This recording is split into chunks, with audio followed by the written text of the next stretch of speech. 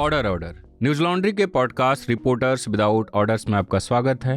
मैं हूं बसंत कुमार और आज इस पॉडकास्ट में बात करने के लिए मौजूद हैं दो शानदार रिपोर्टर आयुष तिवारी और सृष्टि जायसवाल। आप दोनों का स्वागत है।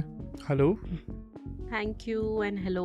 कैसी है दिल्ली की ठंडी? सृष्टि ने आते ही बोला कि दिल्ली में इतनी सर्द पड़ रही है कि हिमाचल वालों को भी ठंड लग रही है। तो आप दोनों ने एक्सक्लूसिव रिपोर्ट की है। आप सृष्टि की story rest of the world पे पब्लिश हुई है, जिसमें बताया गया कि कैसे बीजेपी डेटा एकत्रित कर रही है ऐप के ज़रिए।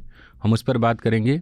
वहीं आयुष जो हाल ही में अयोध्या से लौटे हैं, इन्होंने एक बेहद शानदार रिपोर्ट की है कि कैसे वहाँ पे ज़मीन की खरीद हो रही है और अडानी ग्रुप ने एक ज़मीन खरीदी है, वो बीजेपी के नेता के ज़रिए। वैसी ज़मीन है जहाँ कोई निर्माण कार्य नहीं हो सकता। एनजीटी में भी वो गया है। तो हम आयुष से बात करेंगे और आयुष का अयोध्या से ज़मीन का पुराना रिश्ता है। तो राम जी की तरह। तो आयुष, शुरुआत आपसे ही करते हैं। स्टोरी तक कैसे पहुँचे और क्यों लगा कि स्टोरी है? ज़मीन तो काफ़ी लोग खरीद रहे हैं अयोध्या की ज़मीन में। अयोध्या में काफ़ी ज़मीनें बिक रही है। जब हमने 2 साल पहले स्टोरी की थी तो उसमें डॉक्यूमेंट्स डायरेक्टली मिल जाते थे एक क्लिक के साथ। हाँ। हमारी स्टोरी के बाद वो चेंज हो गया। हाँ। तो अब उसमें अप्लाई करना पड़ता है, फॉर्म भरना पड़ता है और 1 हफ्ते बाद आता है। तो वो हो चुका है ऑलरेडी।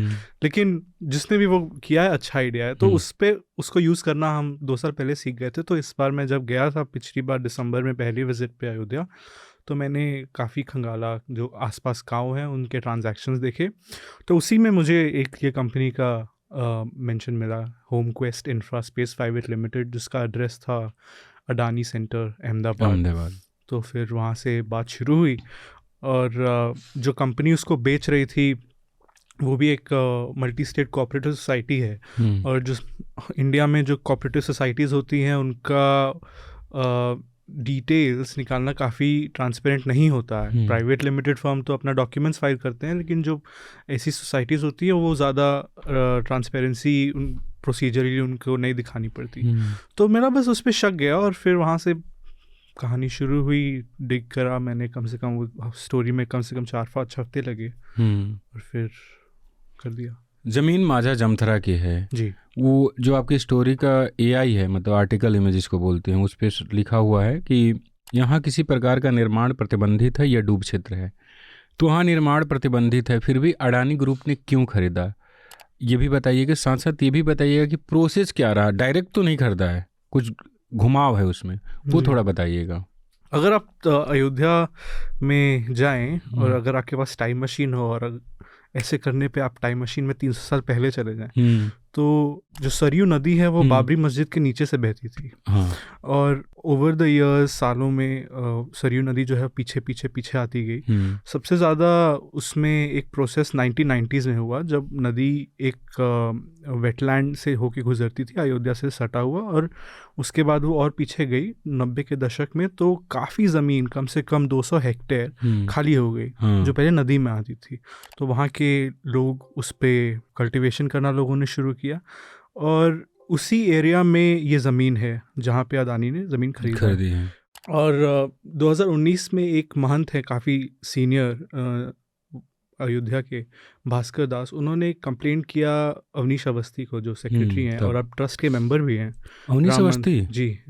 और उन्होंने उसमें लिखा कि यहाँ पे काफ़ी सरयू जहाँ से बहती थी, काफ़ी यहाँ पे प्रदूषण हो रहा है। तो एनजीटी ने उस पूरे इलाके का लैंड रिकॉर्ड्स निकाला और देखा कि ये इलाका जो है पूरा वेटलैंड है और यहाँ पे एक से एक काफ़ी प्रकार की चिड़िया या जो सियार, मतलब काफ़ी फ्लोरा और फौना की डाइवर्सिटी है।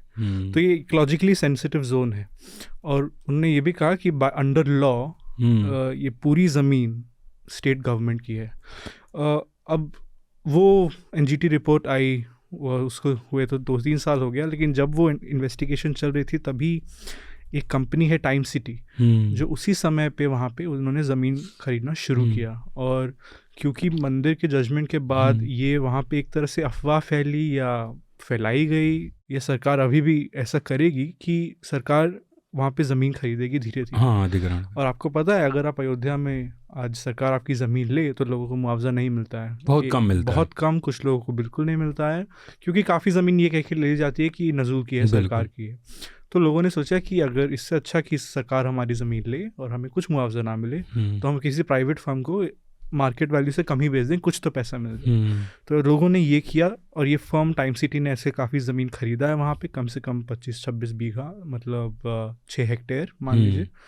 और ये माजा जमथरा में ही है। माजा जमथरा में ही है। और ये मंदिर, ये ज़मीन है, ये मंदिर से 5 किलोमीटर दूर है। अच्छा। और यहाँ पर 31 अक्टूबर और दिसंबर 29 के बीच में 3 ट्रांजैक्शंस में 1.4 हेक्टेयर लैंड खरीदने के बाद, पहले खरीदा और 2-3 हफ्ते बाद उसको अदानी ग्रुप को बेच दिया। और उस पूरे प्रोसेस में उन्होंने जिस प्राइस पे खरीदा और जिस प्राइस पे बेचा उसमें 3-4 गुना प्रॉफिट्स कमाए। तो एक तरह से पुरानी जो स्ट्रैटेजी जो हमने 2 साल पहले अयोध्या में देखी थी कि मिडिल मैन आता है और वो सस्ते पे ख़रीदता है, महंगे पे बेचता है, और उस मिडिल मैन का हमेशा बीजेपी से कनेक्शन होता है। तो टेम्पलेट वही है 2 साल पहले वाले, बस प्लेयर्स बदल गए हैं। ट्रस्ट की जगह अदानी ग्रुप है, जो बीजेपी के मेयर की जगह ये टाइम सिटी ग्रुप है, और जो लोग सबसे नीचे होते हैं, सबसे पिछड़े होते हैं, वो वही है। मतलब पिछली बार वो एक मुसलमान फैमिली थी जिनका ज़मीन पे डिस्प्यूट था, इस बार यादव समुदाय के वहाँ पे किसान। आयुष 2 साल पहले की जिन स्टोरीज की बात कर रहे हैं काफ़ी सारे लोग नहीं जानते होंगे। तो वो अयोध्या में 2021 में जब ज़मीन की खरीद पे एक बहुत बड़ा एलिगेशन लगा, आम आदमी पार्टी के सांसद संजय सिंह ने और समाजवादी पार्टी ने लगाया, तब आयुष न्यूज़ लॉन्ड्री में हुआ करते थे और हम लोगों ने एक स्टोरी की थी, 4 पार्ट में थी, जिस स्टोरी का आयुष जिक्र कर रहे हैं कि तत्कालीन वहाँ के अयोध्या के मेयर थे ऋषिकेश उपाध्याय, उनके जो भांजे थे दीप नारायण, उन्होंने एक ज़मीन खरीदी थी जिसकी कीमत 20 लाख थी, और 3 महीने बाद वो ज़मीन ट्रस्ट को बेची गई, राम जन्मभूमि ट्रस्ट को 2.5 करोड़ में। तो आप वो न्यूज़ लॉन्ड्री पे पढ़ सकते हैं। तो आयुष, इसमें बीजेपी कैसे आई, इस अडानी वाले पूरे चक्र में बीजेपी कैसे शामिल हुई है, बीजेपी के लीडर? जो टाइम सिटी कंपनी है वो 2010 में शुरू किया एक व्यक्ति ने, इसका नाम था चंद्र प्रकाश शुक्ला। वो पहले सहारा ग्रुप में एक ऑडिटर थे, और 2017 में उन्होंने फरवरी में इस्तीफ़ा दिया है, और फिर उसी महीने यूपी के चुनाव में उन्हें टिकट मिला बीजेपी से। कप्तानगंज कॉन्स्टिट्यूएंसी है बस्ती डिस्ट्रिक्ट में, और वहाँ से वो लड़े, इलेक्शन जीते, एमएलए बन गए। इस्तीफ़ा देने के बाद भी उनके बीवी का शेयर है टाइम सिटी ग्रुप की कंपनीज़ में। लेकिन जब वो चले गए तो एक और व्यक्ति ने कंपनी का मैंटल संभाला, उनका नाम है पंकज पाठक। वो भी भाजपा के नेता हैं। 2019 में जलालपुर एक कॉन्स्टिट्यूएंसी है अम्बेडकर नगर में, वहाँ बाई इलेक्शन हुआ था, तो उसमें उन्होंने टिकट के लिए कोशिश की, 2022 में कोशिश की, लेकिन उन्हें मिला नहीं।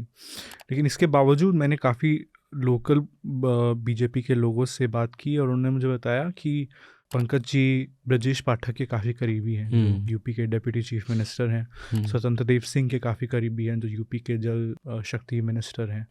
और चंद्र प्रकाश शुक्ला ने भी मुझे ये बात बताई। अपोजिशन के जो नेता हैं वहाँ पे समाजवादी पार्टी के, उन्होंने भी एक बात कोरॉबरेट की। तो 2 पॉलिटिशियंस जिनका उस कंपनी में बहुत रोल रहा है शुरू से, दोनों फाउंडिंग मेंबर्स हैं, दोनों बीजेपी से एसोसिएटेड। जो ज़मीन की खरीद हुई वो सर्कल रेट, आप हमारी बात होती रहती है इस पे, 2017 से बढ़ा नहीं है। तो इस ज़मीन की जो खरीद हो रही है वो क्या सर्कल रेट से काफ़ी हाई पे हो रही थी, या जो सर्कल रेट है उसी पे हो रही थी? टाइम सिटी ने जितना ज़मीन खरीदा है वहाँ पे, वो कोई सर्कल रेट पे नहीं खरीदा है। ज़्यादा सर्कल रेट मतलब जो एडमिनिस्ट्रेशन एक रेट सेट करता है, मिनिमम रेट, वो सब उसके नीचे खरीदा गया है। कुछ ज़मीनें उन्होंने खरीदी हैं जिसकी वैल्यू है 3.5 करोड़ 15 लाख में। एक ज़मीन है उसकी वैल्यू है 60 करोड़, वो 2.5 लाख में या 1.5 लाख में। तो मतलब ये भी नहीं कि आधा या उस पौना, मतलब एकदम फ्रैक्शन आप समझ सकते हैं उसका। वजह क्या है और ये कौन बेच रहा था? ये लोग वहाँ पे, एक तो वहाँ के जो लोग, एक यादव परिवार है, वो ज़मीन का उनका ओनरशिप है, लेकिन उस पर काम नहीं करते हैं। उन्हें भी यही डर था कि सरकार ले लेगी, तो उन्होंने बेच दी, उनके फैमिली में थी।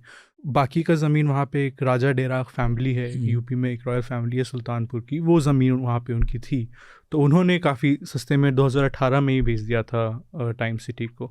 और क्यों ये इतने सस्ते में बेचे जा रहे हैं ये मुझे भी आइडिया नहीं है।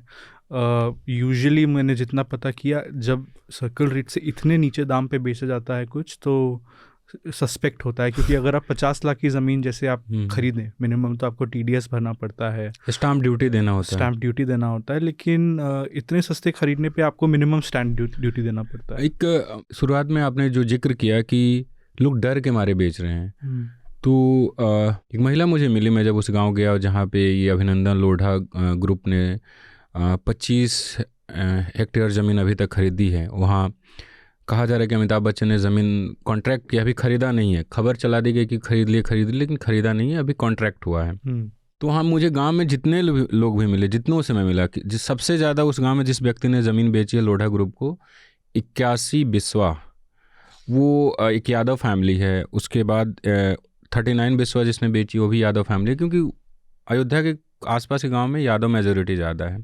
वो सब हमें यही कह रहे थे, और ये फैक्ट भी है। जब मैंने वहाँ के जो आवास विकास अधिकारी उनसे मिला, मैंने पूछा कि इस गांव में आपका सर्कल रेट क्या है। उन्होंने बताया 11 लाख हेक्टेयर हम 44 लाख देंगे।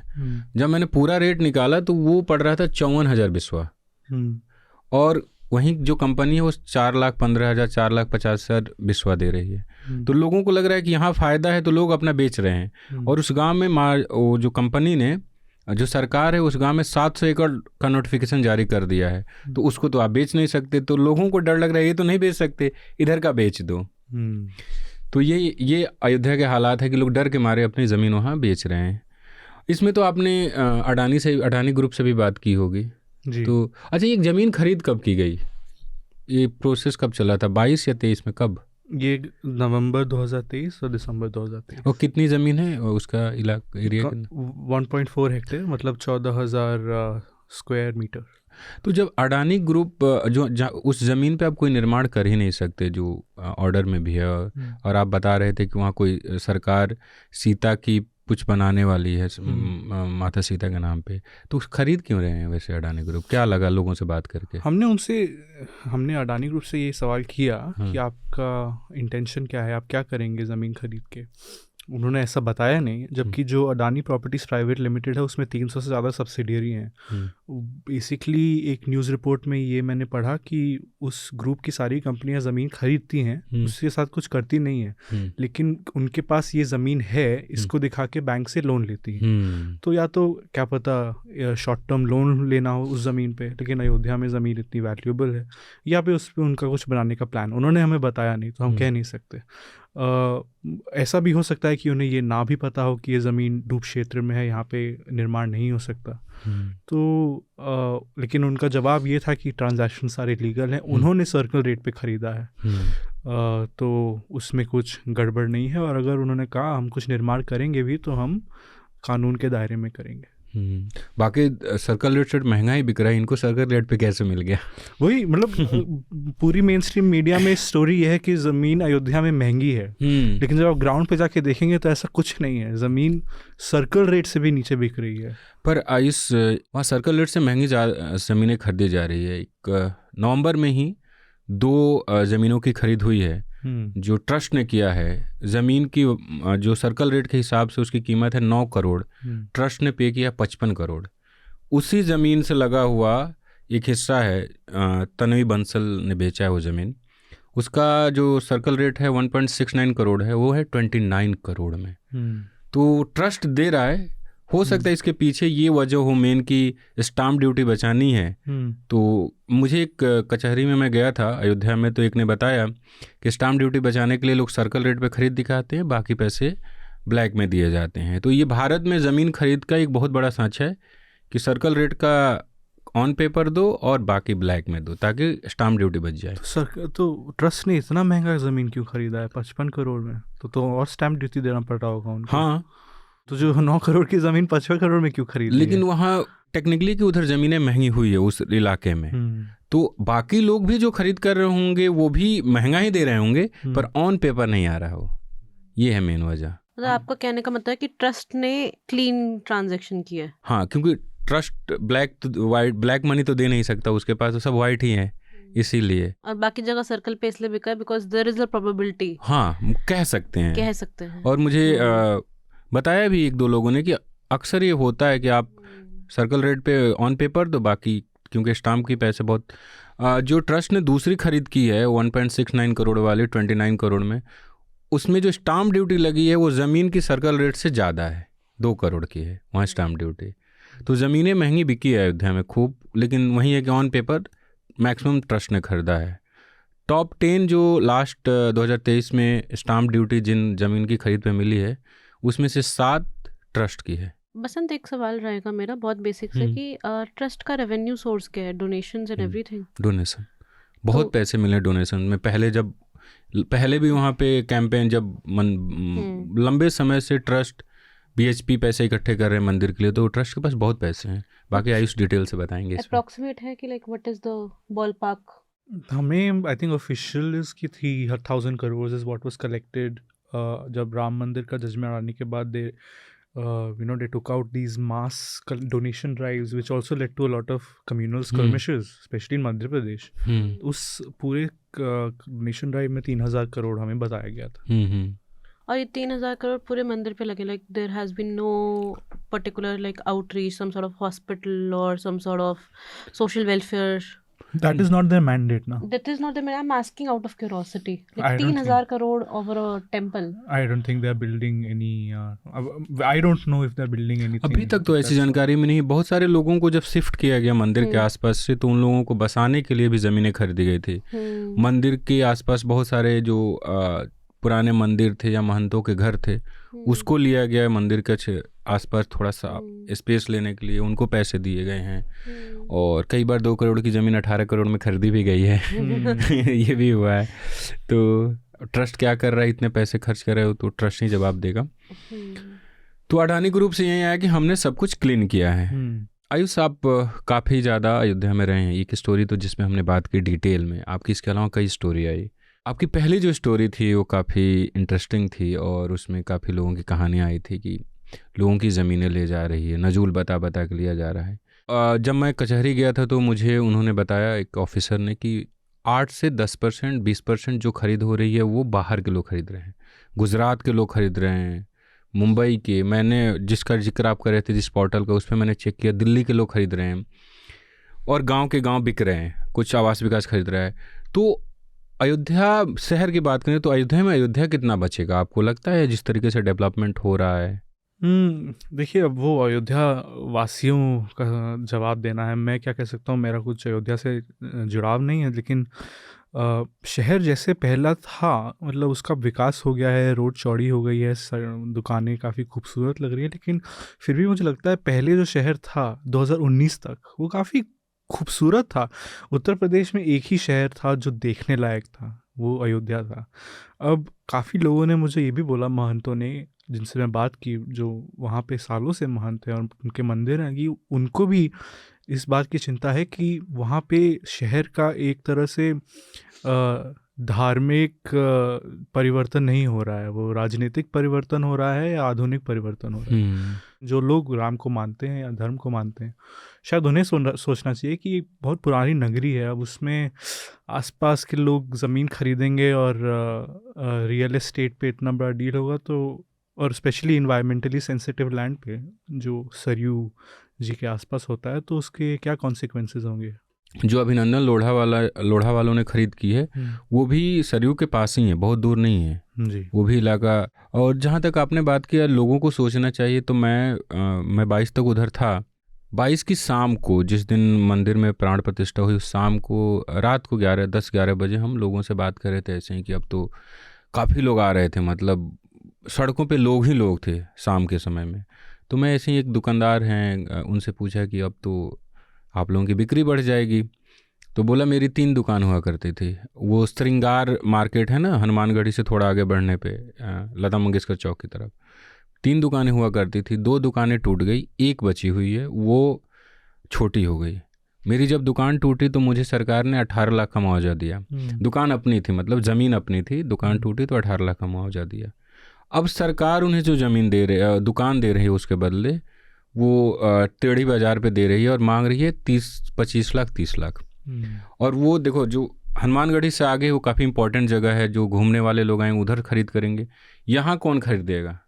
तो कह रहे हैं वहाँ दुकान ही नहीं ले रहे हैं। तो ऐसे सैकड़ों लोग हैं जिनकी दुकानें टूट गई, कुछ किराएदार थे, कुछ मालिक थे, उनको मुआवजा तो बहुत ज़्यादा नहीं मिला, लेकिन अब जो सरकार, और मुझे एक व्यक्ति मिले थे, उन्होंने कहा कि देखिएगा जब आप आगे लौट के आएंगे 6 महीने 8 महीने बाद, तो वो जो दुकानें हैं जो सरकार ने बनवाई है, वो कोई बाहरी व्यक्ति उसमें अपनी दुकान चलाएगा, कोई अयोध्यावासी 25 लाख रुपए तो नहीं देने जा रहा, उसके पास है ही नहीं। तो ये वहाँ के हालात हैं। अब हम लौटते हैं सृष्टि की स्टोरी पे, जो डेटा कलेक्शन को लेकर है। और लंबे समय से हम देख रहे हैं कि हमारा डेटा सरकार तो लेती ही लेती है, तमाम पब्लिक जो प्राइवेट कंपनी है, अभी बैठे हुए यहाँ फ़ोन आता है कि आपको रेफ्रिजरेटर लेना है क्या, या लोन ले लीजिए 10 चीज़ें। क्रेडिट कार्ड वाले पता नहीं कितने हाँ क्रेडिट कार्ड, बैंक में अकाउंट भी नहीं है पर आप क्रेडिट कार्ड लेंगे। एक बार क्या हुआ आयुष और आप, कि मैंने एक क्रेडिट कार्ड से वो किया, टिकट करवाया अपना, उसके 2 मिनट, मतलब टिकट होने के 2 मिनट भी नहीं गुजरे, एक फ़ोन आया कि आपने अभी अपना क्रेडिट कार्ड यूज़ किया है, आपकी लिमिट है कुछ 1 लाख कितना, आपको बढ़वाना है, तो आपको मैं एक नंबर बता रहा हूँ, आप अपने हमें बताइए मत, अपने मोबाइल के स्क्रीन पर वो दबा दीजिए। मैंने कहा यार जब मुझे बढ़वाना होगा मैं बैंक से बात करके बढ़वा लूँगा, मुझे अभी ज़रूरत ही नहीं है, जितना बढ़ेगा उतना मेरा खर्चा बढ़ेगा, तो रहने दो। तो ये स्थिति है।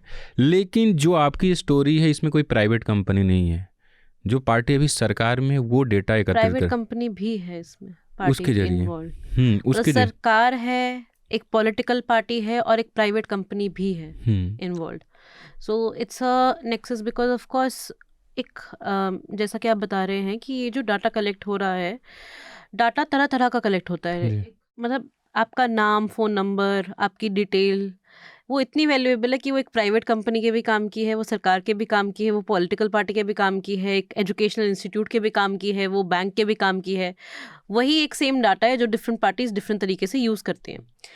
बात ये है कि in the end of the day उस डाटा को किस तरह से यूज़ किया जाएगा, और क्या आपको पता है कि उस डाटा का यूज़ है क्या आपको बताया जा रहा है, is there an informed consent कि आपके डाटा से ट्रेंड्स निकाले जाएंगे, एनालिटिक्स निकाले जाएंगे। क्या एनालिटिक्स होंगे? एनालिटिक्स तो स्विगी एंड जोमेटो भी चलाते हैं, एनालिटिक्स तो बहुत सारी और कंपनियां भी चलाती हैं, पर उसका मतलब क्या है? तो बिना ये पब्लिक को समझाए जब डाटा कलेक्ट होता है तो then it becomes dangerous because there is a question mark attached with it. ये जिस पे आपकी स्टोरी है सरल ऐप, उसके बारे में थोड़ा बताइए कि क्या है, कब से शुरू हुआ, मकसद क्या है उनका? सरल ऐप बहुत ही सरल है, इसमें कुछ कॉम्प्लिकेशन नहीं है। अगर आप ऐप खोलेंगे, प्ले स्टोर पे ये अवेलेबल है, देख सकते हैं। सिंपल सा ऐप है, कुछ है नहीं करने के लिए इस पे ज़्यादा। बस एक पोर्टल है जहाँ पर आपको अपना पर्सनल डिटेल भरना है ऐप पे जाने के लिए। You put all your phone number, everything. So Saral app ask for 25 data points including your name, phone number, caste, and in fact the caste bit is so crazy that there are more than 400 castes listed on that app.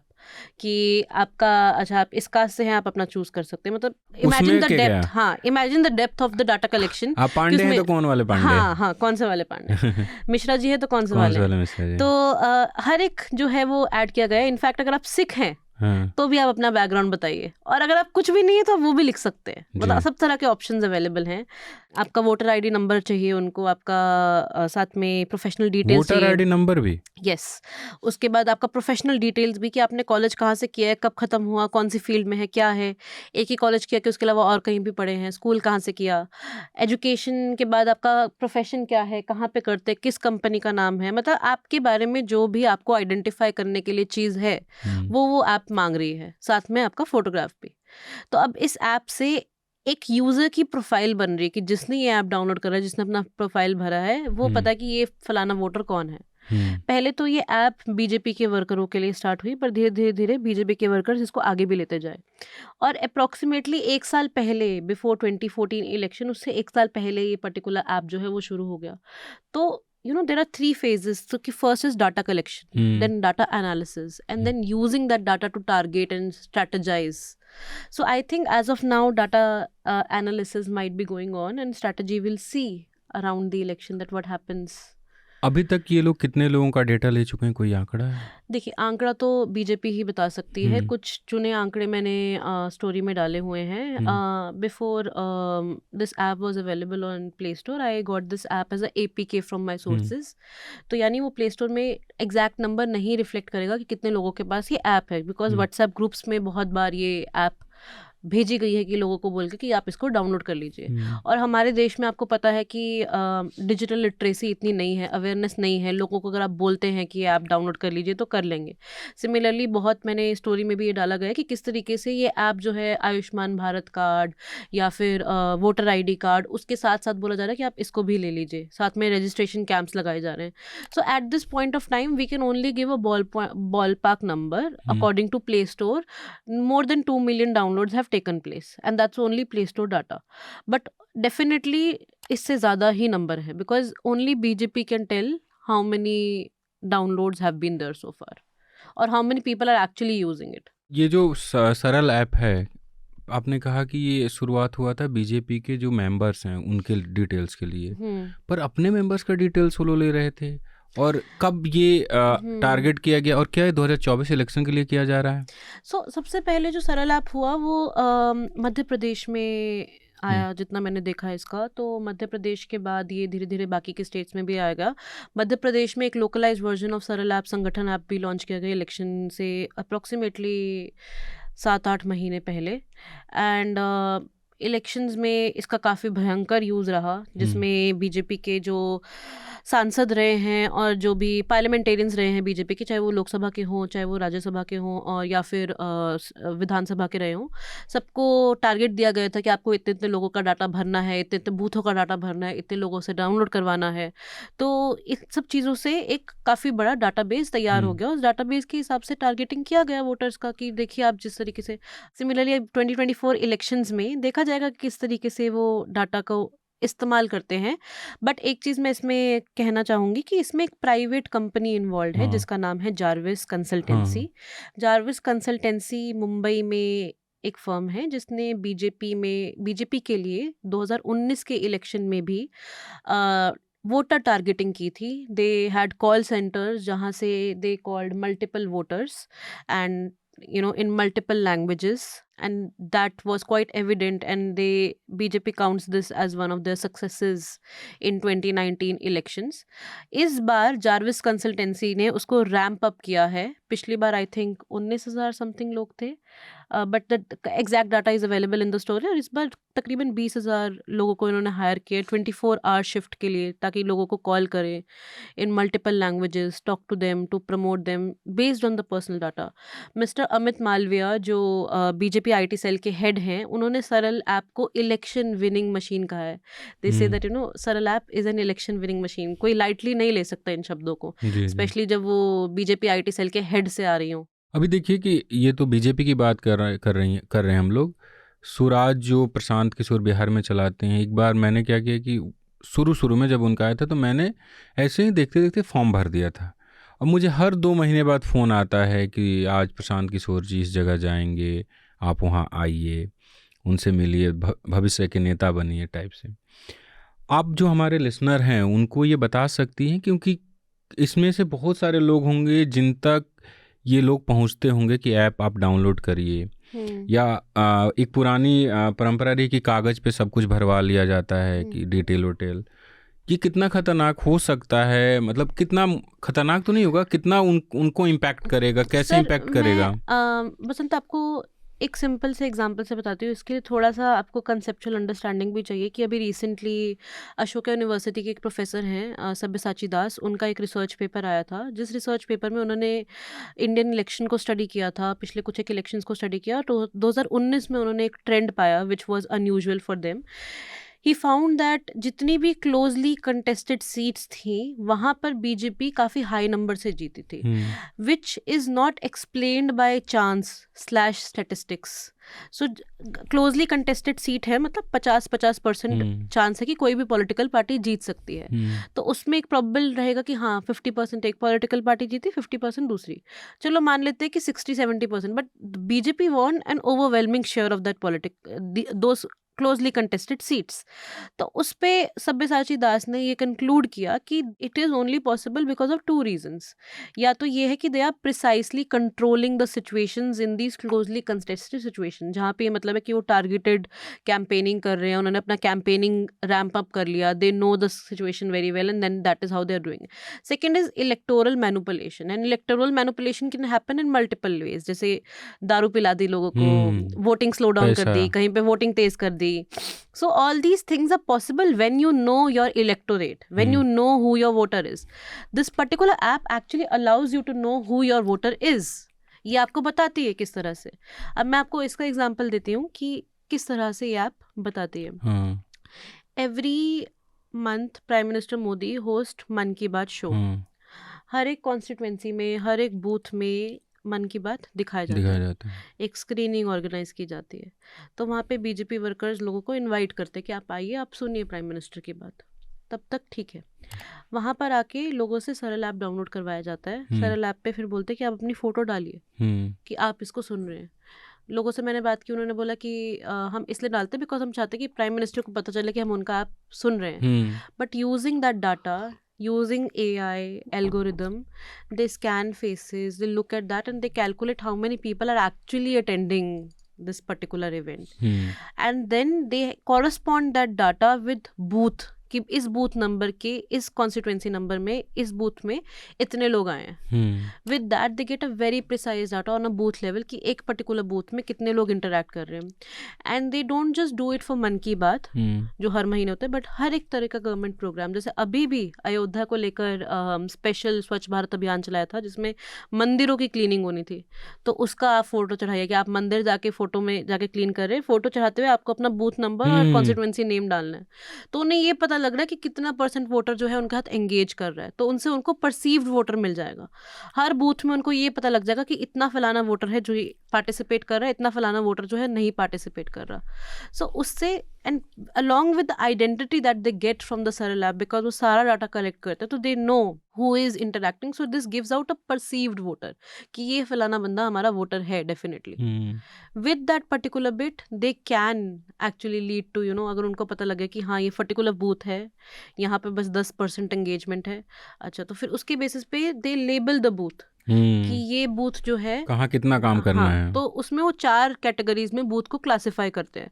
First category is safe, कि भाई ये booth तो हमारा अपना ही है। Second category is favourable, कि chances हैं यहाँ पे आने के। Third category is battle ground booth, कि अच्छा ठीक है यहाँ पे लड़ाई है, which is closely contested seat. Fourth category is difficult booth, कि भाई चांसेस बहुत कम है। अब हमने ऐसा पास्ट में देखा है बहुत बार, एंड इनफैक्ट 2019 इलेक्शंस के टाइम पे there are a lot of anomalies जो you have to read this in context. जैसे फॉर इंस्टेंस 2019 में for the first time election commission का डाटा जो था दैट वाज मिसमैच, कि वोटर टर्न आउट और जो वोट काउंट हुए थे उसमें बहुत मिसमैच था। Then again there have been multiple cases जहाँ पे वोटर टर्नआउट जो है उसको सप्रेस किया गया है। कितनी बार बूथ कैप्चरिंग हो जाती है। जब आपको पता है कि इस पर्टिकुलर बूथ में आपका वोट नहीं आने वाला, it's very easy to capture that, and that is why it's a threat to free and fair elections. और उसके अलावा एक चीज़ और आता है कि लोगों का नाम कट जाता है उस बूथ पे, कि उनका वोटिंग में नाम ही नहीं आता है। एक चीज़ और बताइए कि आप ही की स्टोरी में जो प्रोफेसर संजय कुमार है, उन्होंने कहा है कि डेटा एकत्रित तो तमाम पार्टियां करती हैं, लेकिन भारतीय जनता पार्टी जो अभी सरकार है वो सरकारी तरीके से भी करती है और प्राइवेट तरीके से भी। आई थिंक आप ही की स्टोरी थी हर घर तिरंगे वाले में, उस वक्त भी डेटा लिया गया था लोगों का। नमो ऐप के जरिए आजकल मैं देख रहा हूँ कि सांसद जा रहे हैं स्कूलों में और नमो ऐप डाउनलोड करवाया जा रहा है। नमो ऐप बहुत इंटरेस्टिंग चीज़ है। नमो ऐप है किसका? बीजेपी का है, गवर्नमेंट ऑफ इंडिया का है, किसका है? इनफैक्ट अनदर स्टोरी जो मैं अभी इसी के साथ कर रही हूँ, एंड वैसे तो नहीं बोलना चाहिए पर बातचीत होगी, नमो ऐप अपने आप में एक बहुत बड़ा क्वेश्चन मार्क है। किसका है नमो ऐप? वो प्राइम मिनिस्टर का ऐप है? बीजेपी का ऐप है? हु ओन्स नमो ऐप जो डाटा ये कलेक्ट कर रहा है? Because government of India promotes NaMo app. जब आप मन की बात का प्रोग्राम देखेंगे उसमें नीचे लिखा होता है नमो app. Ministry of culture promotes NaMo app, everyone promotes NaMo app. तो मिनिस्ट्री ऑफ कल्चर तो उसी को प्रमोट करेगी ना, जो सरकारी नहीं है ना नमो ऐप, सरकारी नहीं है। ये क्लैरिटी नहीं है ना सरकारी है कि नहीं है नमो app eight this point of time, but data तो वो ऐसे कलेक्ट कर रहा है। which is a big question mark. In fact, this in itself is a very fascinating story कि किस तरीके से the world of apps, so Namo app is one of them, couple of more apps have been launched by BJP like this, so all of these apps are actually collecting more and more data. and आपको एक और मैं बताती हूँ बात कि बहुत सारे लोग ऐसा बोलते हैं कि हाँ इनके पास आधार डाटा है, इनके पास इतना सारा डाटा है, तो ज़रूरत क्या है इनको. First of all, you know, technically speaking they can't use Aadhaar data, or if they can, it's in black. Black data authenticate नहीं कर सकते ये लोग technically, so there is a lot of chances of error in that data. तो error के साथ उसको error को क्लीन करने के लिए these kind of data collection mechanism are very helpful. किसी का एड्रेस चेंज हो गया, कुछ है, 10 तरह की चीज़ें हैं, family member, so when all these data measures are collected it cleans the data on its own. And when it's actually read, so there are multiple sources of data collection. Social media applications are one, then you know government data is another, then all the data that you get on dark web is another. So when you collect all that data and create strategies according to that, the more data you have, the better strategy you will have. Bharat में लोग data को लेकर ज़्यादा समझदारी नहीं है लोगों में. मैं एक बार एक कैब में ट्रैवल कर रहा था, तो जो कैब ड्राइवर था वो फ्रॉड भी करता था, मतलब एक तरीके से. तो उसने बातों बातें मुझे बताना शुरू किया कि सर ऐसे ऐसे होता है. मैंने बोला नंबर कहाँ से पाते हैं आप? तो बोला आप क्या करिए कि कोई एक लड़की का आईडी बनाइए और उस पर कोई भड़काऊ सा फ़ोटो डाल दो और लिखो कि मैं आपको रात को 11 बजे या 12 बजे कॉल करूँगी, अपना नंबर दें. और उस पर धड़ल्ले से नंबर आते हैं, लोग अपना नंबर डाल देते हैं. इसके अलावा कि अगर आप सरकारी नौकरी चाहते हैं, सिर्फ इस तरीके सरकारी नौकरी चाहते हैं, तो इस नंबर पे कॉल करें, हम आपको सुविधाएं देंगे, और उस पर लड़के अपना नंबर देते हैं जी. तो इस तरीके से लोग अपना पर्सनल नंबर जब शेयर कर देते हैं तो डेटा अगर मुझे नहीं लगता कि जब डेटा भी देने में उनको कोई दिक्कत होगी. मुझे ज़्यादा डर इस बात का लगता है क्योंकि मैंने जब सृष्टि की स्टोरी पढ़ी कि जो जब लोग मन की बात सुनने आते हैं किसी भी बूथ में, तो वहाँ पे फिर फ़ोटो खींच के अपलोड होती है.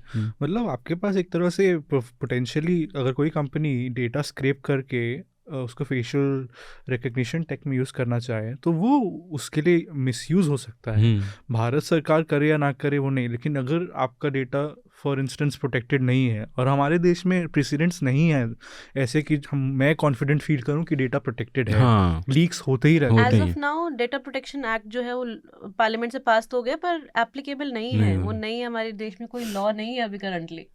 जितना भी आप कहीं भी कुछ खरीदना चाहते, दूध भी खरीदना है तो अपना फ़ोन नंबर दीजिए, मतलब कुछ भी है तो अपना फ़ोन नंबर दीजिए. डिजी यात्रा में एक बार तो क्या हुआ, I was travelling from some country to India, air hostess ने मेरा सर लिया ऐसे और कैमरे के सामने रख दिया. अच्छा.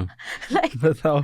And you like I was like, okay, what does this happen? डिजी यात्रा में तो अति हो रही है, क्योंकि मैं ट्विटर पे भी काफ़ी लोगों को देखा इस पे गुस्सा जताते हुए कि जिस तरह से लोगों को मतलब एक कंपेल किया जा रहा है कि अपना डेटा दें, लाइन में लगे या कुछ, और जो लाइन होती है डिजी यात्रा के सिवा उसमें लगने नहीं दिया जा रहा है एयरपोर्ट्स पे. तो डिजी यात्रा तो अलग ही स्टोरी है. So you know all this data, अगर आप थोड़ा सा गेन इसका contextual understanding, because unfortunately India में इतना अच्छा रिपोर्टिंग नहीं होता है. तो if you go back and then see that in 2019 a tender was launched by NCRB, National Crimes Records Bureau, and उसमें था कि that they wanted to create a database in which they will link everything with NCRB and then all the crime records with facial recognition tech, so that जितने भी criminals हैं India में कहीं पे भी हैं तो उनका चेहरा उनके पास आ जाए, they can identify using the CCTV cameras.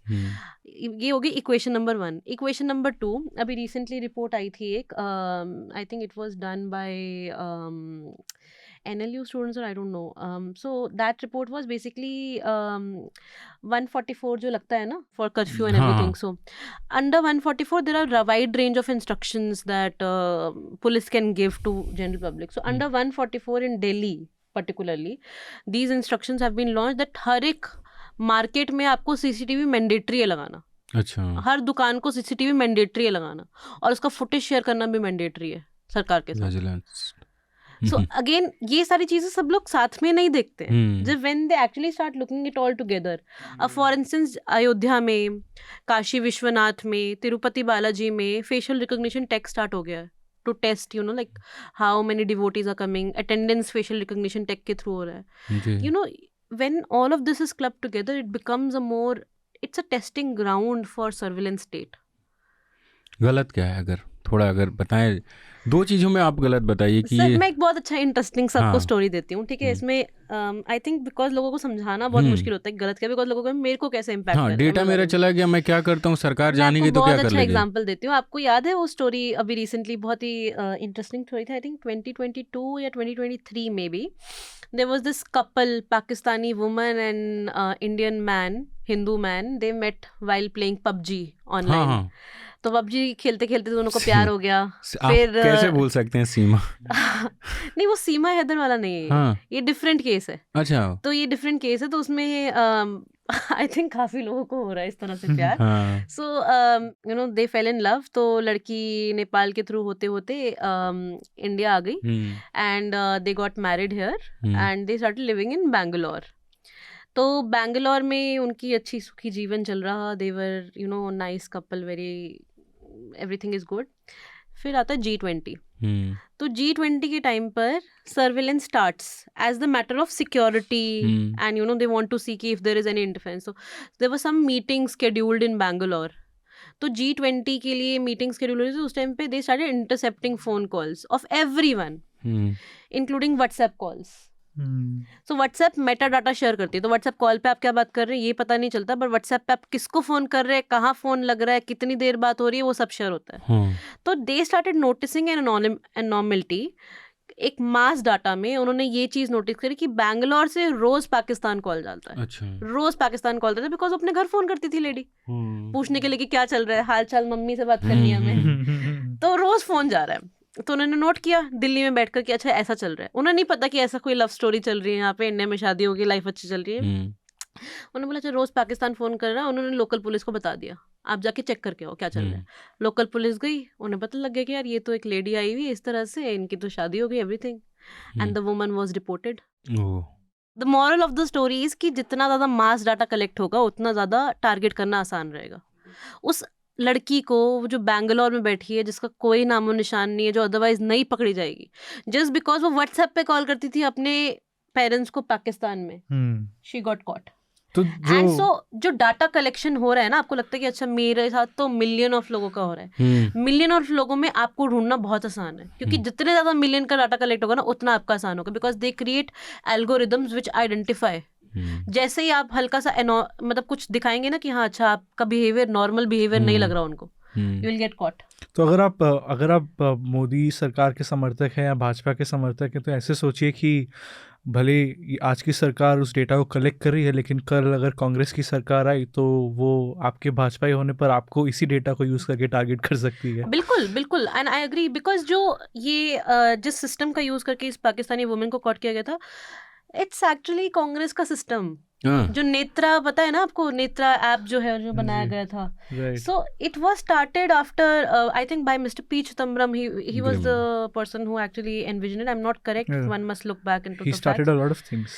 Yeah, so this exactly was Congress thing after the Mumbai terror attacks, because they wanted to you know see everyone कि भाई कौन कहाँ जा रहा है, and see how it's being weaponized. Right. So we couple of things, like you know people should know, if somebody is listening to this podcast, they should know कि government of India by just virtue of one order can actually surveil your phone very easily.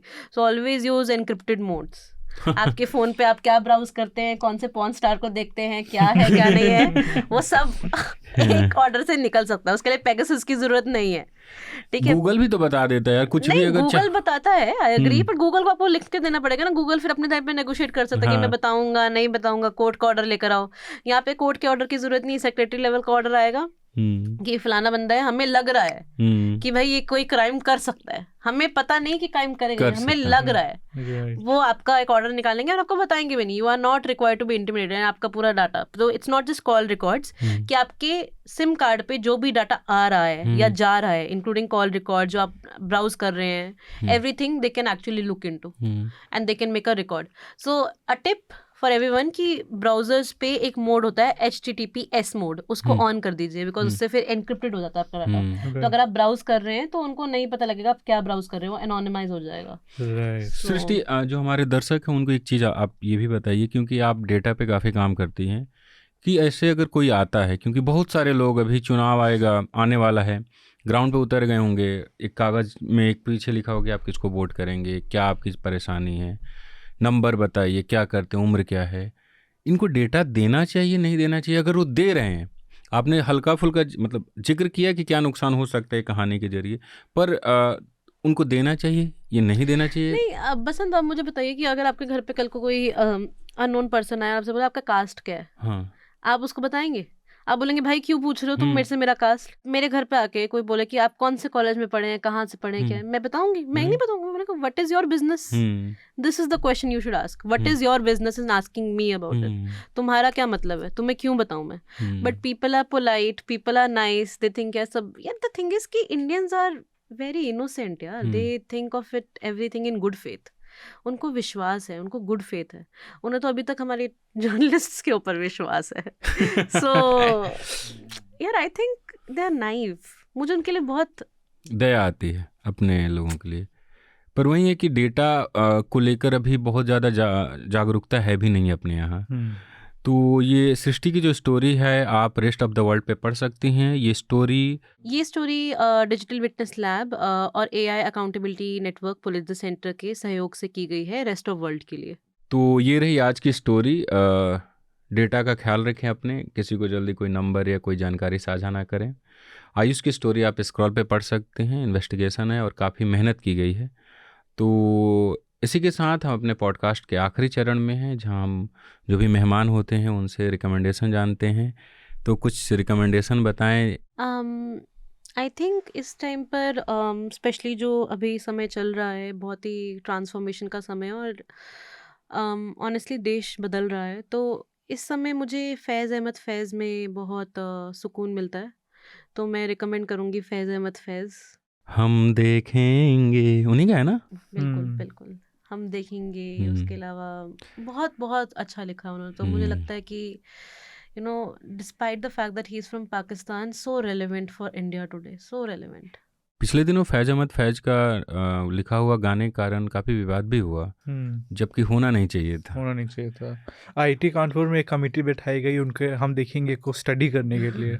और आज देखिए, लोग कुछ आज के दौर में देखिए कि आप इंस्टाग्राम पे, सोशल मीडिया पे स्कूलों में बच्चे रामायण के गा रहे हैं। मतलब ये भी तो धार्मिक ही हैं। मतलब इतना डिफरेंस हुआ कि समझ में नहीं आता कि क्या गलत है क्या सही। हम देखेंगे, जबकि धार्मिक गाना है नहीं, पॉलिटिकल गाना है और एंटी अथॉरिटेरियन गाना है। आयुष, आपका रिकमेंडेशन? अगर आपको अयोध्या में जो भी ज़मीन के आसपास ट्रांजैक्शंस हुए हैं उस पर एक बिगर पिक्चर देखनी है, स्पेशली ट्रस्ट के ट्रांजैक्शंस की, तो सागर ने कैरावैन में एक लॉन्ग फॉर्म किया है इन्वेस्टिगेशन। उसका नाम है landlords, the windfall gains made in the नाम ऑफ द राम टेम्पल। उसमें मतलब सिर्फ यही नहीं दिखाया है कि बीजेपी के नेताओं को पैसे मिले हैं और ट्रस्ट की वजह से मिले हैं, बट पूरा A से लेकर Z तक क्या कहानी है, क्यों किया गया, कैसे किया गया, जो लीगल केस है जो हमारी स्टोरी में हम नहीं देख पाए कि लीगैलिटीज़ जो रेवेन्यू कोर्ट्स में केसेस जैसे लड़े जा रहे थे, जैसे मंदिरों पे कब्जा हुआ जा रहा था, वो हमारी स्टोरी में नहीं था, वो उनकी स्टोरी में है। दूसरा, सिंस हमने डेटा की बात की, एक किताब मैंने पढ़ी थी 3-4 महीने पहले, उसका नाम है your face belongs to us. एक न्यूयॉर्क टाइम्स की रिपोर्टर हैं कश्मीर हिल, उनकी किताब है। तो उन्होंने उसमें दिखाया कि कैसे फेशियल रिकग्निशन की एक प्राइवेट फर्म है, उन्होंने पूरे इंटरनेट का डेटा फेशियल रिकग्निशन का निकाला, टू दी एक्सटेंट कि अगर मैं उनका ऐप लूँ, तुम्हारे मुँह पर रखूँ फ़ोन, तो वो मुझे बता देगा कि तुम्हारा नाम क्या है और तुम कहाँ रहते हो। और उसमें ये भी दिखाया है कि ऐसे टेक्नोलॉजी में सबसे ज़्यादा वल्नरेबल माइनॉरिटीज़ होते हैं। तो अमेरिका में black people are most vulnerable to being misidentified and being mistreated because of facial recognition. In India that can happen also. तो वो किताब मेरा रिकमेंडेशन है आयुष की रिपोर्ट, इस बार जो अयोध्या से हुई है, काफ़ी इंटरेस्टिंग है, आपको पढ़ना चाहिए। दूसरा रिकमेंडेशन है, मैंने और पिराली ने एक रिपोर्ट की है अयोध्या से, क्योंकि राम मंदिर बन गया, अब आगे क्या। तो हम लोगों ने काफ़ी लोगों से बात की। आई थिंक जब तुम अयोध्या में थे तो राम की पैड़ी पे एक कर्नाटका से गाड़ी आई थी, मंदिर नुमा, वो लगी हुई थी। तो उस पर जो भारत का परिचय लिखा हुआ था वो लिखा था जिला विजयनगर, कर्नाटका, हिंदू राष्ट्र भारत। तो जब मैंने देखा दूसरे या पहले तीसरे दिन, तो मुझे लगा कि यार ये हिंदू राष्ट्र भारत परिचय में लिखा हुआ है। फिर हमने थोड़ा बात की। उसके बाद मैं एक दिन मंदिर के पास खड़ा था, जो रामगुलेला मंदिर है ना, वो तीर धनुष वाला मंदिर है, उसके बगल में खड़ा था। एक लड़का छोटा सा 10-15 साल का होगा, चिल्लाते हुए जा रहा था, हिंदू राष्ट्र बनाएंगे, हिंदू राष्ट्र बनाएंगे। तभी मुझे आइडिया है कि ये दो चीज़ें दिख रही है, तो आगे क्या? क्या ये स्टॉपिंग पॉइंट यहीं पे रुक जाएंगी चीज़ें या आगे भी बढ़ेंगी? फिर हमने इसकी तलाश की। तो लोग पैदल जो आ रहे हैं, गाड़ी साइकिल से आ रहे हैं, हमने कईयों से बात की। उनका कहना था कि 22 जनवरी हिंदू राष्ट्र की शुरुआत है। कुछ लोगों का ये मानना है, कुछ का मानना है कि भारत आने वाले समय में हिंदू राष्ट्र बन जाएगा। और हमने उसमें प्रमहंस से भी बात की, जिन्होंने आमरण अनशन किया हुआ है, अपने पोस्टर लगाया हुआ है, कारसेवकपुरम जाते हैं, उनका घर है। तो वो देखना चाहिए, जिससे पता चले कि भारत में आगे क्या होने वाला है। वो लोग जो वहाँ आ रहे हैं वो क्या डिमांड कर रहे हैं। तो ये स्टोरी आप न्यूज़ लॉन्ड्री पर देख सकते हैं, वीडियो फॉर्मेट में है। तो इसी के साथ हमारा ये पॉडकास्ट ख़त्म होता है। जाते जाते आपको एक बात याद दिला दें कि इंडिपेंडेंट मीडिया को अपना सहयोग करें, न्यूज़ लॉन्ड्री को सहयोग करें, क्योंकि हम किसी से विज्ञापन नहीं लेते, ना सरकार से, ना ही कॉरपोरेट से। तो न्यूज़ लॉन्ड्री को अपना सहयोग बनाए रखें और गर्व से कहें, मेरे खर्च पर आज़ाद हैं खबरें। Journalism at News Laundry is powered by the public, because when the public pays, the public is served. Visit newslaundry.com/subscription and pick a payment plan of your choice. Pay to keep news free and independent. Your future, and indeed the future of democracy, depends on it.